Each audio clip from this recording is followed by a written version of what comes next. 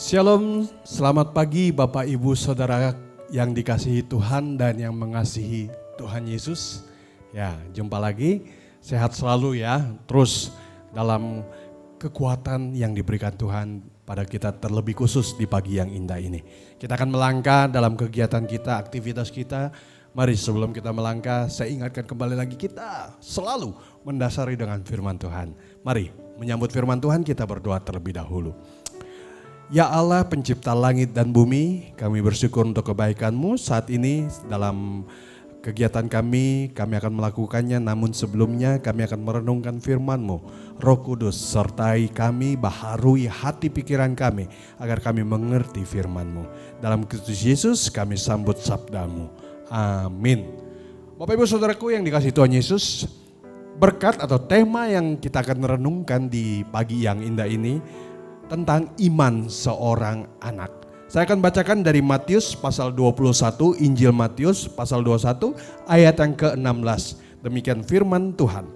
Dari mulut bayi-bayi engkau telah menyediakan puji-pujian. Saudara, kita dapat dikuatkan oleh iman anak-anak.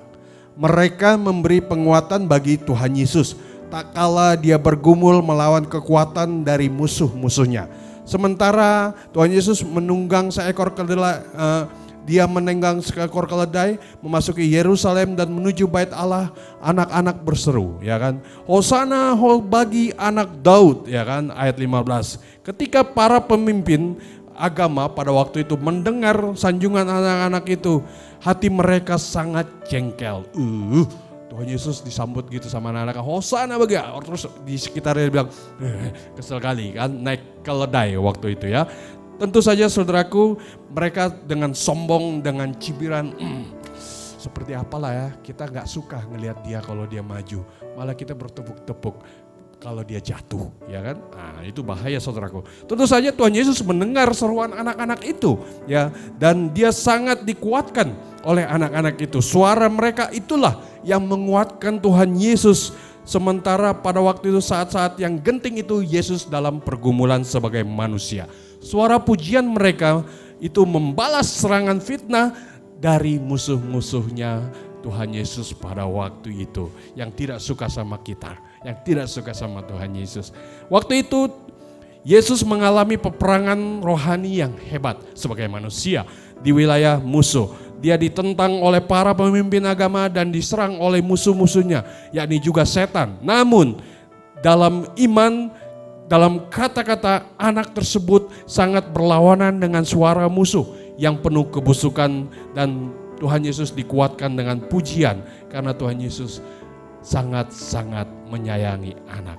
Saudaraku, manakala kita sedang dalam masalah atau terhimpit musuh, mungkin akan sangat membantu bila kita memuatkan, memberikan waktu sejenak merenung bersama anak-anak, ya kan, yang mengenal siapakah kita sebagai orang tua, yang mengenal siapakah Yesus sebagai Bapa kita. Mari kita berlaku seperti anak-anak untuk memohon pertolongan dari Bapa kita di sorga. Amin. Amin. Saat kita mendengar pernyataan iman seperti anak-anak ini yang sederhana kepada Tuhan, iman kita pun selalu diperbaharui. Ya, mari Bapak Ibu kita belajar banyak dari iman seorang anak-anak. Iman bersinar terang dalam hati yang tulus seperti seorang anak. Selamat melangkah sepanjang hari ini. Tuhan Yesus memberkati. Shalom.